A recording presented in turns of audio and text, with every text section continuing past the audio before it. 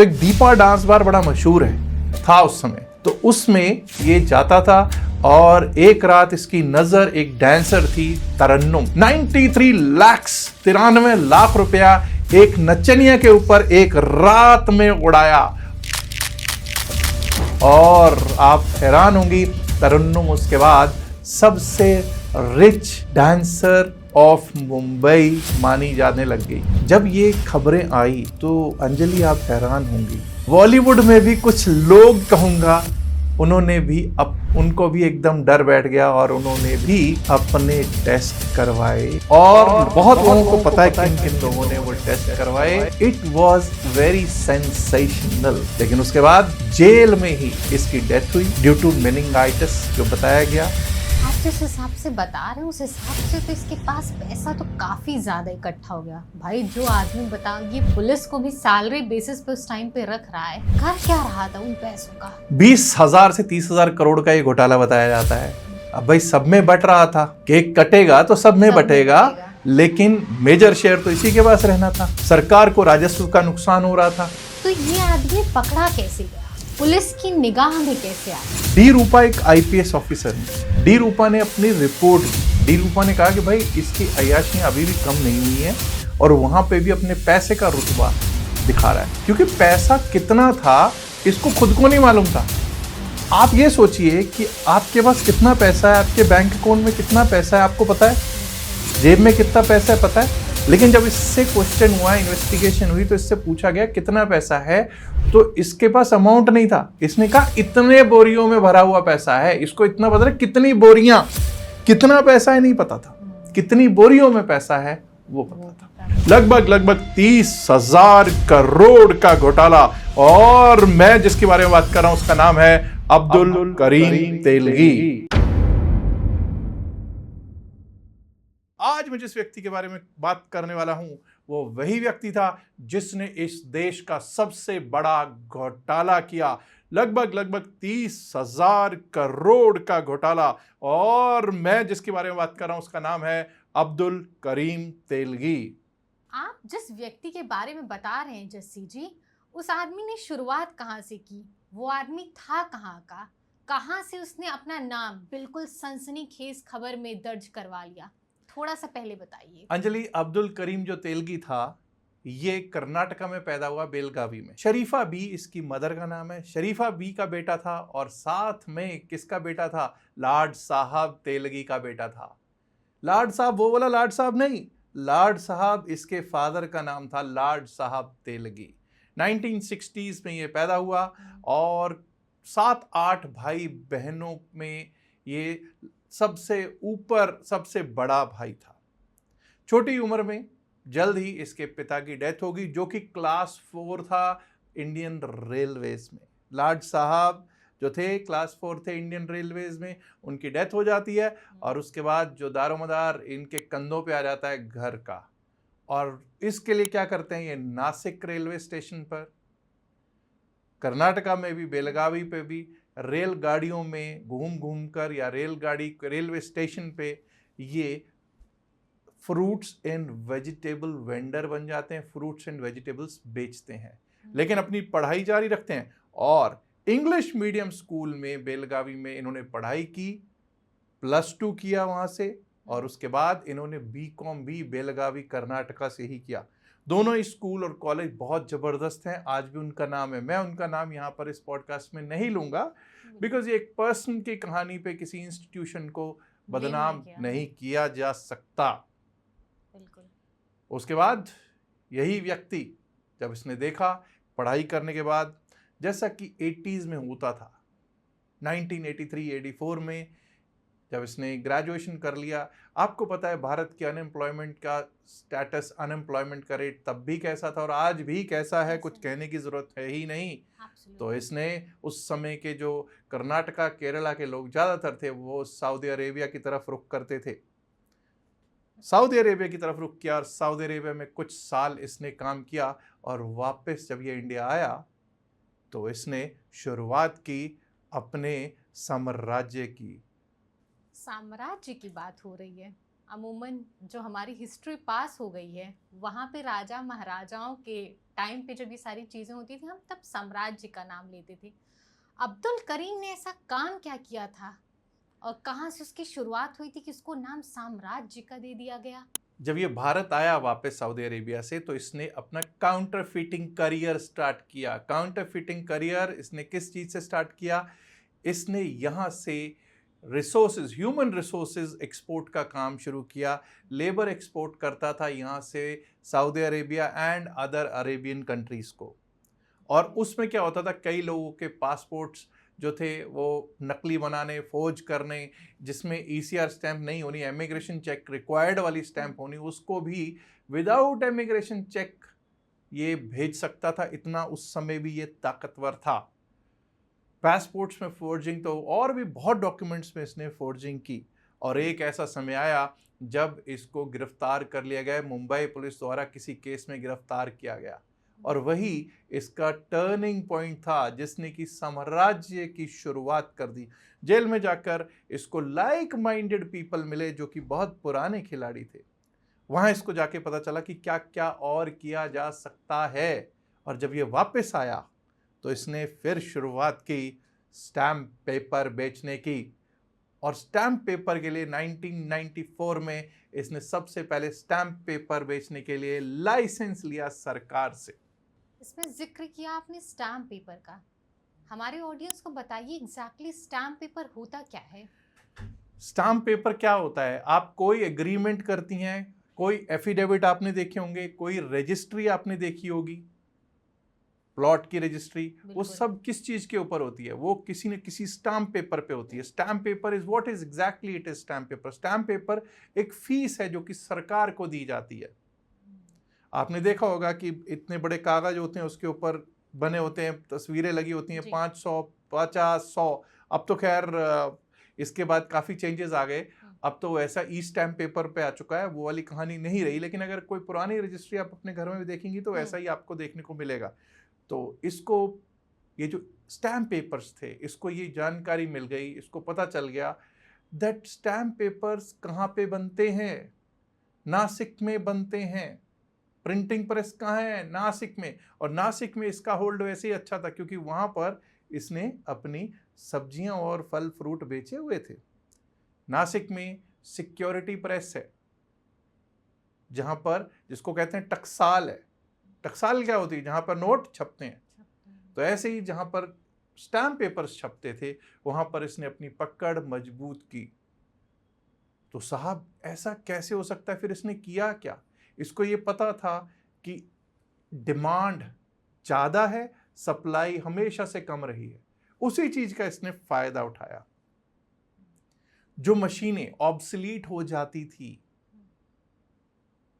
जो नासिक में प्रिंटिंग की मशीनें जो थी, जो जी। ऑब्सलीट हो जाती थी, जो डाइज ऑब्सलीट हो जाती थी, जो ख़त्म हो जाती थी, ख़राब हो जाती थी, उनका क्या होता था? उनका ऑक्शन होता था, कबाड़ में दी जाती थी। इसने अपनी सेटिंग से उनको एक्वायर किया। और एक्वायर करने के बाद इसने स्टैम्प पेपर का धंधा चलाना शुरू कर दिया। और अंजलि जी, आप हैरान होंगे, क्या ये एक ही व्यक्ति होगा उसमें? बिल्कुल नहीं। आपके हिसाब से कितने व्यक्ति होने चाहिए जो इस काम को कर रहे थे? कैसी टीम होनी चाहिए? अच्छी खासी टीम इसमें लगनी चाहिए। अच्छी खासी टीम होनी चाहिए। उस समय पे जो MBAs थे वो इसके पास नौकरी करने लग गए। लगभग 300 से 350 MBA स्टूडेंट्स जो थे, जिन्होंने MBA कर रखा था, उनको इसने मोटी तनख्वाहों पे रखा। क्यों? क्योंकि जो स्टैम्प पेपर्स हैं, जितनी भी बड़ी कंपनीज हैं, कॉरपोरेट है, उनको ज़रूरत है स्टैम्प पेपर की। किसी भी एग्रीमेंट के लिए ज़रूरत है स्टैम्प पेपर की। बल्क में उनको चाहिए होते हैं स्टैम्प पेपर्स। किसी भी इंश्योरेंस कंपनी जो है उसको भी इंश्योरेंस जो नोट्स होते हैं वो भी स्टैम्प पे होते हैं, तो उसको भी ज़रूरत रहती है बल्क में। ऐसे ही जो स्टॉक मार्केट से रिलेटेड, शेयर मार्केट से रिलेटेड जितने कॉन्ट्रैक्ट्स होते हैं वो सब भी स्टैम्प पेपर पे होते हैं। तो जो ब्रोकरेज कंपनीज थी, जो ब्रोकर्स थे, उनको भी बल्क में चाहिए होते हैं। तो वो सब कॉरपोरेट्स को हैंडल करने के लिए MBAs ही तो चाहिए थे। MBAs लाए, मोटी मोटी तनख्वाहें दी और आप हैरान होंगे, आज भी अगर आप जाती हैं ना, ई स्टैम्प लेने भी जाती हैं, तो आप अगर मान लिया कुछ स्टैम्प लेना है आपको, तो आप स्टैम्प की फीस देती हैं, प्लस उस पे वो बंदा कहता है साहब मेरी इतनी कमीशन है। लेकिन वो एक ऐसा जमाना था जब जो स्टैम्प पेपर थे जो तेलगी साहब बेच रहे थे, जबकि सप्लाई क्या थी, कम थी, डिमांड ज्यादा थी। लेकिन कई केसेस ऐसे भी दिखे जहां पर ये भाई डिस्काउंट में स्टैम्प पेपर बेच के आ रहे थे। सोचिए, डिस्काउंट में स्टैम्प पेपर बेच के आ रहे थे। हैरानी की बात है, हैरानी की बात है। और ये सिर्फ कर्नाटका या महाराष्ट्र की कहानी नहीं थी, बॉम्बे की कहानी नहीं थी, उस समय बॉम्बे था, मुंबई की कहानी नहीं थी, ये कहानी कई स्टेट्स तक थी। ना सिर्फ कर्नाटका, महाराष्ट्र, बल्कि तमिलनाडु, आंध्र प्रदेश, मध्य प्रदेश, हरियाणा, दिल्ली, उत्तर प्रदेश और पंजाब तक के राज्यों में इसका जाल फैला हुआ था। एक आदमी ने अच्छी खासी फौज कहा जाए तो तैयार कर ली, बट ये जो काम कर रहे थे उस काम से भारत का क्या नुकसान हो रहा था? कॉर्पोरेट कल्चर पूरा का पूरा इन्होंने बना रखा था। अभी MBAs को जब लाओगे तो उनको अच्छी मोटी तनख्वाहें भी दोगे, और उस समय तो 90s में तो इतने ज़्यादा MBAs थे भी नहीं। मैं आपको बताऊं, 95 अबाउट 2000 के बाद ही ये जो मशरूमिंग ऑफ बिजनेस स्कूल्स हुई है वो हुई है।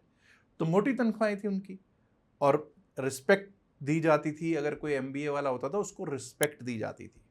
आज भी रिस्पेक्ट तो अच्छे वाला MBA जो करके आया उसको रिस्पेक्ट आज भी दी जाती है, no doubt, with due respect. भाई मैं तो MBA वाले को कुछ नहीं कह सकता, क्योंकि भाई मैं तो खुद भी वहीं से हूँ, तो मैं कैसे उसको कहूँ कि इज्जत नहीं दी जाती। हमेशा इज्जत दी जाती है, दी जानी चाहिए उसको।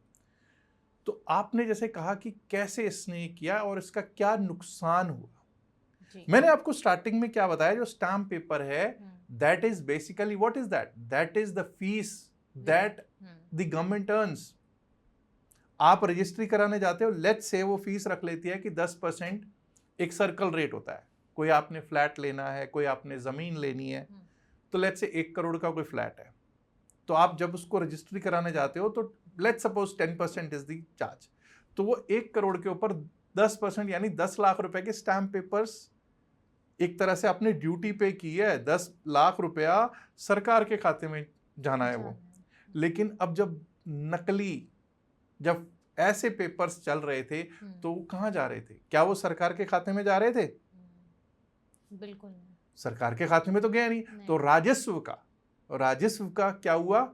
नुकसान हुआ। इसका मतलब क्या है कि वो प्रिंटिंग वालों से तो उसकी साठगांठ थी ही, नासिक में जो प्रेस थी उससे तो साठगांठ थी ही, बल्कि जो राजस्व वाले थे, राजस्व विभाग से भी इसकी अच्छी खासी साठगांठ थी।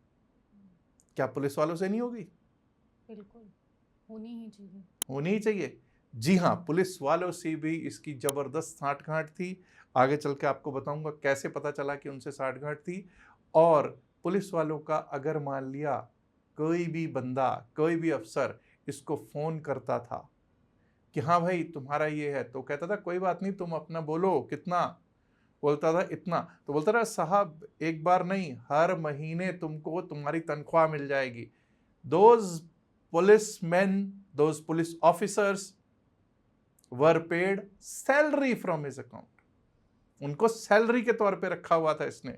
आप जिस हिसाब से बता रहे हैं उस हिसाब से तो इसके पास पैसा तो काफी ज्यादा इकट्ठा हो गया। भाई जो आदमी बता, ये पुलिस को भी सैलरी बेसिस पे उस टाइम पे रख रहा है, कर क्या रहा था उन पैसों का? 20,000 से 30,000 करोड़ का ये घोटाला बताया जाता है। अब भाई सब में बट रहा था, केक कटेगा तो सब में बटेगा, लेकिन मेजर शेयर तो इसी के पास रहना था। सरकार को राजस्व का नुकसान हो रहा था। लेकिन ये क्या कर रहा था? वो एक कहावत है, खुदा जब हुस्न देता है नजाकत आ ही जाती है। ये फीमेल्स के लिए अक्सर यूज होता है। लेकिन खुदा जब पैसा देता है, तो क्या होता है? तो मालूम है ना आपको क्या होता है? खुदा जब पैसा देता है तो शराब और शबाब में वो पैसा जाता है।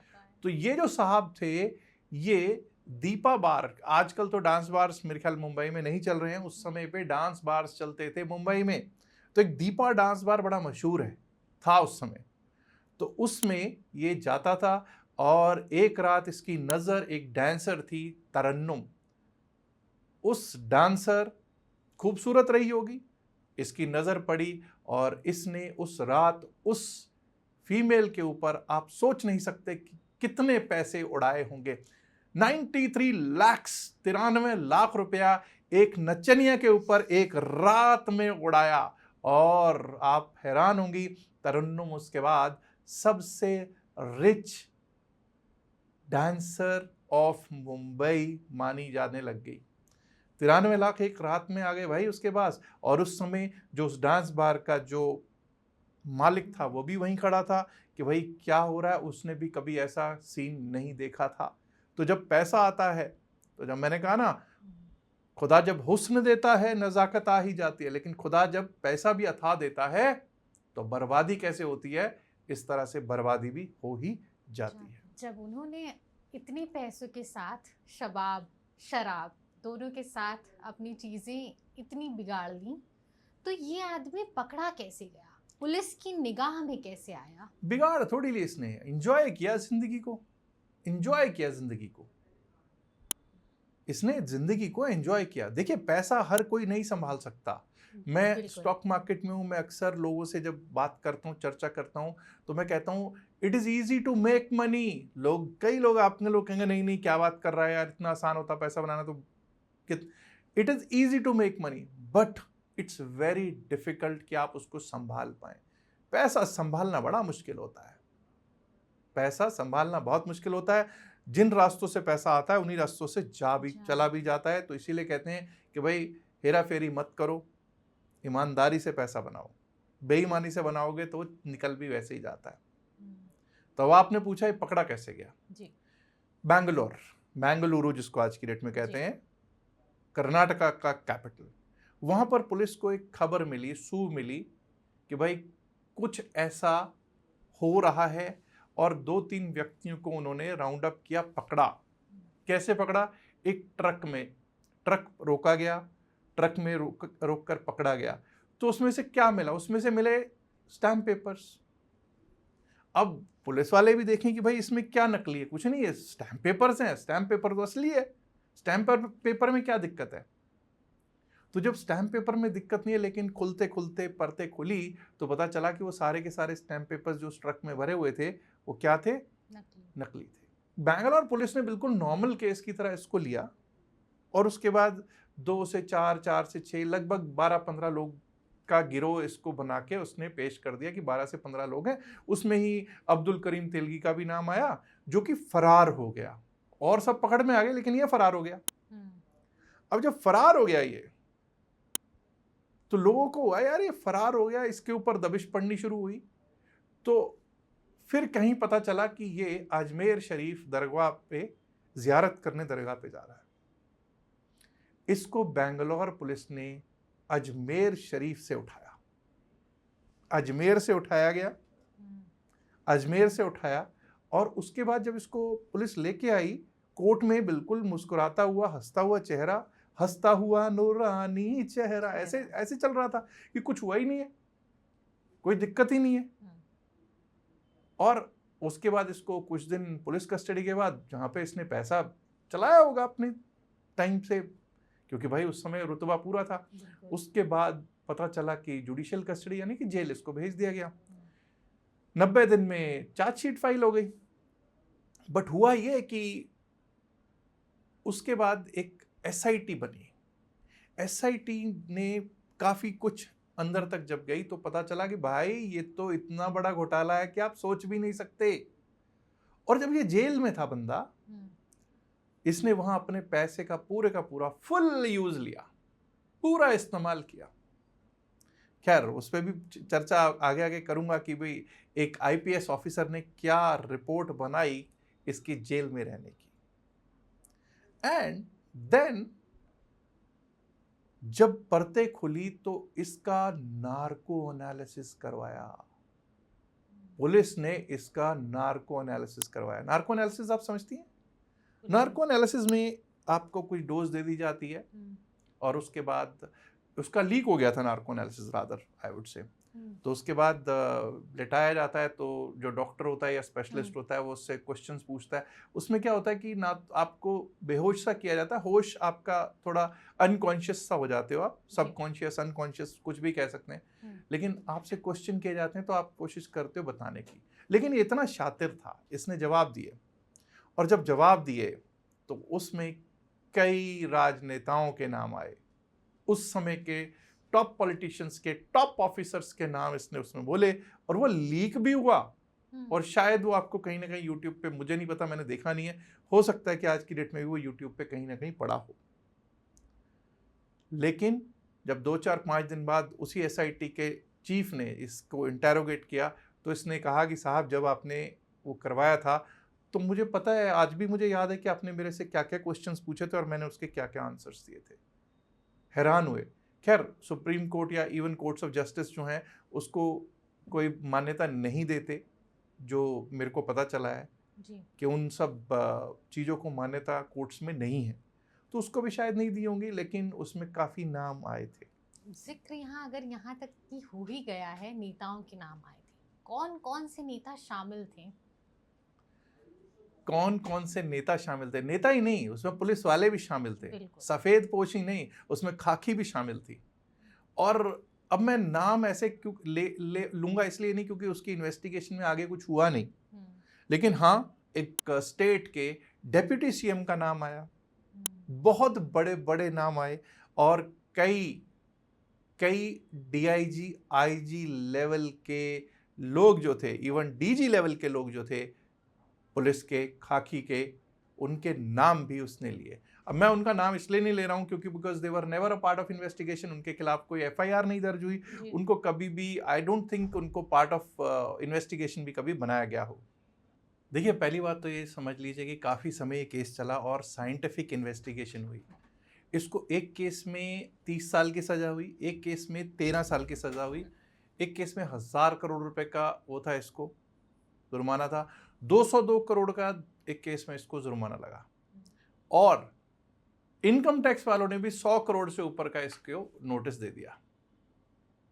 तो हुआ ये कि जितनी भी इसकी एसेट्स थे जो इसने बनाए थे, वो सारे के सारे कन्फिस्केट करने का हाई कोर्ट ने ऑर्डर दे दिया, कोर्ट्स ने ऑर्डर दे दिया। और उसके बाद ये जब कोर्ट में था तो अय्याशियां तब भी चल रही थी इसकी। डी रूपा एक आईपीएस ऑफिसर हुई है, डी रूपा ने अपनी रिपोर्ट दी, डी रूपा ने कहा कि भाई इसकी अय्याशियां अभी भी कम नहीं हुई हैं, और वहां पे भी अपने पैसे का रुतबा दिखा रहा है, क्योंकि पैसा कितना था इसको खुद को नहीं मालूम था। आप ये सोचिए कि आपके पास कितना पैसा है, आपके बैंक अकाउंट में कितना पैसा है आपको पता है, जेब में कितना पैसा है पता है, लेकिन जब इससे क्वेश्चन हुआ, इन्वेस्टिगेशन हुई, तो इससे पूछा गया कितना पैसा है, तो इसके पास अमाउंट नहीं था। इसने कहा इतने बोरियों में भरा हुआ पैसा है, इसको इतना पता है, कितनी बोरियां, कितना पैसा है नहीं पता था, कितनी बोरियों में पैसा है वो पता था। तो पैसा था, तो वहां पर भी इसके मसाज करने के लिए 4-4 लोग हाजिर होते थे जेल के अंदर। डी रूपा लिखती है, मैं नहीं कह रहा, आईपीएस ऑफिसर डी रूपा ने रिपोर्ट दी है that there were 4 people who were there to massage this gentleman, this person। और उसके बाद जब इसको सजा भी सुनाई जा रही थी तब इसने एक प्ली ली। इसने प्ली क्या ली, इसके लॉयर्स ने क्या प्ली ली, बीच में भी एक हुआ, वो तो खैर बाद की बात है जब प्ली ली गई। प्ली से पहले ऐसा हुआ कि इसको पहले से ही बहुत सारी बीमारियां थी। इसकी जो डेथ हुई वो हुई मेनिंगाइटिस से बताई गई, मेनिंगाइटिस एंड और भी कुछ ऑर्गन फेलियर थे, लेकिन ये एचआईवी से ग्रसित था। तो अय्याशियां की तो वही अय्याशियों का नतीजा भी भुगतना पड़ता है। एचआईवी से ग्रसित था, और आप हैरान होंगे कि जब इसको पुलिस ने अरेस्ट किया था, हालांकि उससे पहले से ही ये ग्रसित था एचआईवी से, लेकिन शायद नहीं आया होगा उसमें, तो इसके वकीलों ने, इसके जो लॉयर्स थे, उन्होंने कोर्ट में एक अर्जी डाली कि भाई हमारा जो बंदा है, जो हमारा क्लाइंट है, उसको इंजेक्ट किया गया है, ऐसा ब्लड या कुछ ना कुछ HIV इन्फेक्टेड चीज़ उसमें इंजेक्ट की गई है, जो कि जेल में या पुलिस कस्टडी में की गई है। लेकिन जो उस समय उस SIT के चीफ थे, उन्होंने कहा कि you bring it in court and we will prove it, we will. खैर उसके ऊपर कुछ खास हुआ नहीं, लेकिन जब ये खबरें आई तो अंजलि आप हैरान होंगी, बॉलीवुड में भी कुछ लोग कहूँगा, उन्होंने भी उनको भी एकदम डर बैठ गया और उन्होंने भी अपने टेस्ट करवाए। और बहुत लोगों को पता है किन किन लोगों ने वो टेस्ट करवाए, and it was very sensational. लेकिन उसके बाद जेल में ही इसकी डेथ हुई ड्यू टू मेनिंगाइटिस, जो बताया गया। और इसके अंत के साथ ही इस केस का भी समझ लीजिए एक तरह से अंत ही हो गया। बाकी जो इसके केसमेट्स थे वो भुगत रहे होंगे केस को। साम्राज्य की हमने बात की थी ना, तो साम्राज्य अकेले का तो हो ही नहीं सकता था, तो इसीलिए शायद इतने सारे लोग उसमें जुड़े थे। जब ये सारा चीज़ हुई, सारी दिक्कतें आई, हमें इतना बड़ा घोटाला देखने को मिला, हमारी भारत सरकार ने इससे क्या सबक लिया? देश का सबसे बड़ा घोटाला है अब तक का। जी। भारत सरकार ने इससे क्या सबक लिया? भारत सरकार ने सबक ये लिया कि अब ई-स्टैम्प्स यूज होती हैं, जिसमें कि आपको एक UIN मिलता है, यूनिक ID आइडेंटिफिकेशन नंबर मिलता है, और जो सेंट्रलाइज्ड है। आपने अगर मान लिया कोई रेंट एग्रीमेंट भी बनाना है, तो आप किसी के पास जाओगे तो वो ऑनलाइन आपको निकाल के देगा, आपका एक UIN होगा, आपके नाम से आएगा, आपके आधार कार्ड से लिंक होके आएगा, सब कुछ।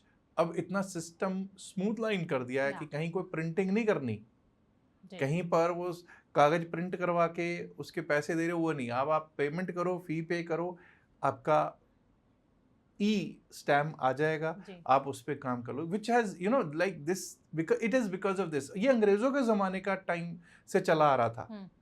मेरे पास एक बहुत पुरानी रजिस्ट्री पड़ी है, तो जिसमें कि पता नहीं 50-50 के 100-100 के जैसे लग रहा है कि नोट्स छपे हुए हैं, बड़े अच्छे लगते थे देखने में। लेकिन आपको मालूम है कि क्या हुआ? आपने जो सारी बात बताई ना, उसमें एक जो सवाल मेरा रह गया है, ये जो तमाम एग्रीमेंट्स हुए, ये जो घोटाला हुआ स्टाम्प पेपर्स का, उन स्टाम्प पेपर्स का आखिर में हुआ क्या?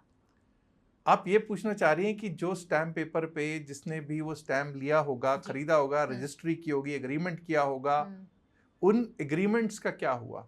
बेसिकली तो वो वॉइड हो जाने चाहिए, क्योंकि गवर्नमेंट के पास तो गई नहीं है उसकी फीस। बिल्कुल। लेकिन इतना बड़ा इसका स्केल इतना लार्ज था कि गवर्नमेंट ने कहा, कोर्ट्स ने कहा कि नहीं भाई, हालांकि वो वर्ड होने चाहिए, लेकिन इतना कुछ हो चुका है और it will be very difficult to find out कि वो कौन कौन कहाँ से वो लिए हुए हैं, और वो बड़ा मुश्किल हो जाएगा, बहुत ज़्यादा एक तरह से केओस हो जाएगा देश में। इतने सारे एग्रीमेंट्स थे, इतनी सारी रजिस्ट्रीज थी, इतने सारे एफिडेविट्स थे। और इवन एक तो मुझे याद है कि एक व्यक्ति ने ये भी कहा कि उन 10 सालों में, 9-10 सालों में जितनी भी मैरिजेस रजिस्टर हुई है ना, वो सबके सब वॉइड हो जाएंगी। मैरिज रजिस्ट्रेशन जिन्होंने कर रखी है वो भी खत्म हो जाएगी। तो कोर्ट ने इन सब चीज़ों को मद्देनजर रखते हुए कहा कि नहीं भाई, अब जो हो गया, इसको यहीं पे क्लोज करते हैं। We are giving punishment to them and we need to change things for better. और स्टैम्पिंग जो है अब आजकल वो चली रही है। इतनी सारी स्टोरी आपने अब्दुल करीम की बताई, शायद मेरे दिमाग में उस मूवी का नाम नहीं आ रहा है। इनके ऊपर शायद कोई बॉलीवुड में कोई फिल्म भी बनी है? जी हाँ, फिल्म बनी है, स्कैम 2003 करके, आई थिंक सीरीज है या फिल्म है, लेकिन कुछ ना कुछ तो है। हालांकि मैंने वो देखी नहीं है, मैं तो वही बता रहा हूँ जो उस समय मैंने न्यूज़पेपर्स में पढ़ा था। जो भी मेरे को याद था मैंने आपके समक्ष उस चीज़ को रख दिया। याददाश्त ठीक ठाक ही है, ज़्यादा अच्छी याददाश्त नहीं है, लेकिन फिर भी उस पर, क्योंकि वो पहले वो कर्नाटका के पास था, पहले सॉरी जी बेंगलुरु में हुआ, बेसिकली स्टेट गवर्नमेंट के पास केस था। उसके बाद जब नाम आने लगे मंत्रियों के, दिल्ली के मंत्रियों के, कोई महाराष्ट्र के मंत्रियों के, कोई किसी और स्टेट के मंत्रियों के, क्योंकि कहीं कोई ये ना सोचे कि महाराष्ट्र के मंत्रियों के नाम ले रहा है, कर्नाटक के मंत्रियों के, केरल के मंत्रियों के, दिल्ली में किसी मंत्री के।